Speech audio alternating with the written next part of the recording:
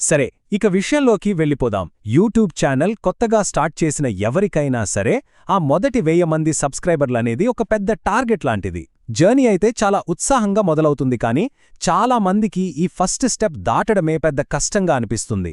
అయితే ఈ విశ్లేషణలో మనం షార్ట్కట్ల గురించి కాదు, అసలైన నిజమైన ఎదుగుదలకు సరైన మార్గాన్ని ఎలా వేసుకోవాలో చూద్దాం. ఎందుకంటే ఈ రోజుల్లో యూట్యూబ్లో కాంపిటీషన్ మామూలుగా లేదు.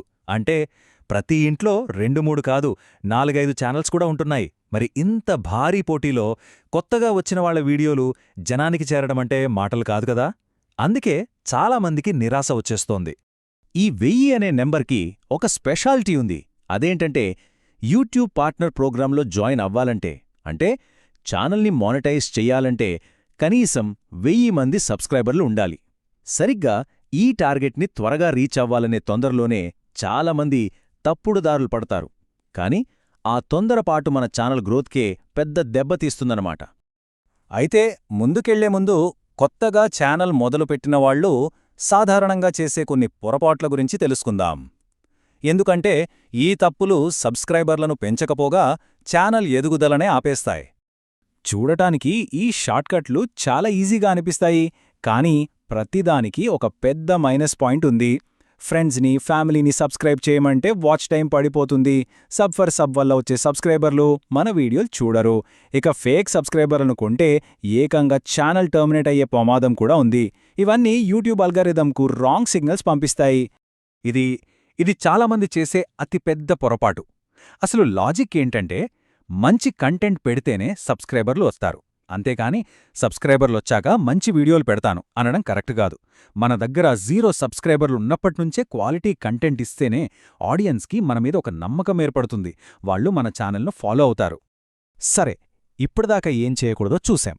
ఇప్పుడు అసలు విషయానికొచ్చేద్దాం. మన ఛానల్కి ఒక స్ట్రాంగ్ ఫౌండేషన్ వేయడానికి ఏమేం చేయాలో స్టెప్ బై స్టెప్ వివరంగా తెలుసుకుందాం. ఈ 4 స్టెప్స్ చాలా చాలా ముఖ్యం. ఫస్ట్, మీ నీష్ ఏంటో డిసైడ్ అవ్వండి. అంటే మీరు ఏ టాపిక్ మీద ఫోకస్ పెట్టి వీడియోలు చేస్తారో క్లారిటీ తెచ్చుకోండి. తర్వాత ఛానల్కి మంచి బ్రాండింగ్ సెట్ చేసుకోండి. మీ ఛానల్ దేని గురించో అబౌట్ సెక్షన్లో క్లియర్గా రాయండి. ఇక అన్నిటికంటే ముఖ్యంగా వీడియో ఇంకా ఆడియో క్వాలిటీలో అస్సలు రాజీపడొద్దు. ఎవరైనా కొత్తగా మన ఛానల్కి వచ్చినప్పుడు వాళ్లకి సెకండ్లలో మన ఛానల్ దేని గురించో అర్థం కావాలి.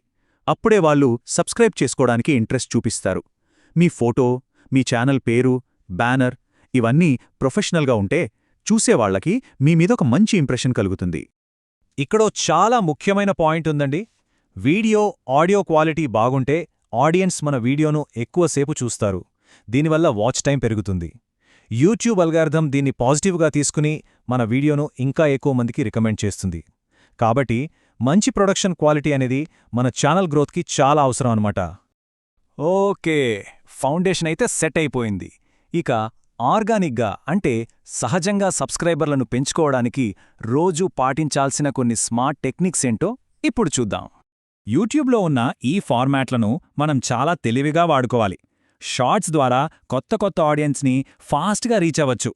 లాంగ్ ఫామ్ వీడియోల ద్వారా ఒక టాపిక్లో మనకున్న నాలెడ్జ్ని చూపించి నమ్మకాన్ని సంపాదించుకోవచ్చు. ఇక లైవ్ స్ట్రీమ్స్ ద్వారా మన సబ్స్క్రైబర్స్తో డైరెక్ట్గా ఇంటరాక్ట్ అయ్యి ఒక స్ట్రాంగ్ కమ్యూనిటీని బిల్డ్ చేసుకోవచ్చు. మనం వీడియోలు చేయడం ఒక ఎత్తు అయితే, వాటిని సరైన వాళ్లకు చేరేలా చేయడం మరో ఎత్తు. ఇక్కడే యూట్యూబ్ SEO, అంటే సెర్చ్ ఇంజిన్ ఆప్టిమైజేషన్, చాలా ఇంపార్టెంట్ రోల్ ప్లే చేస్తోంది.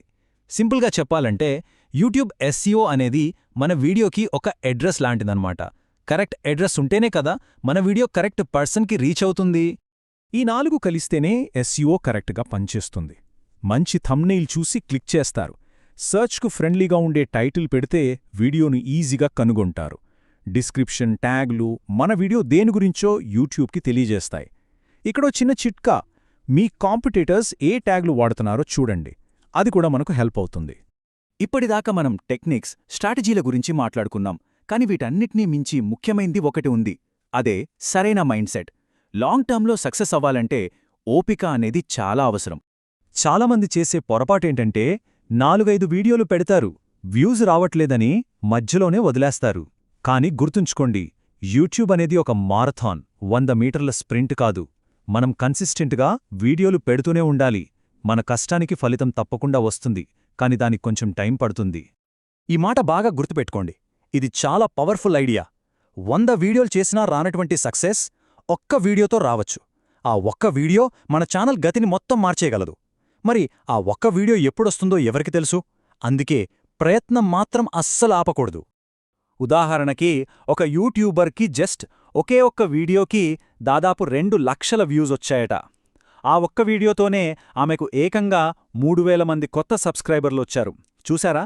ఇది అసాధ్యం కాదు. ఆ ఒక్క వీడియో మన నెక్స్ట్ వీడియోనే కావచ్చు. అందుకే ప్రతి వీడియోని అంతే శ్రద్ధగా చేయాలి.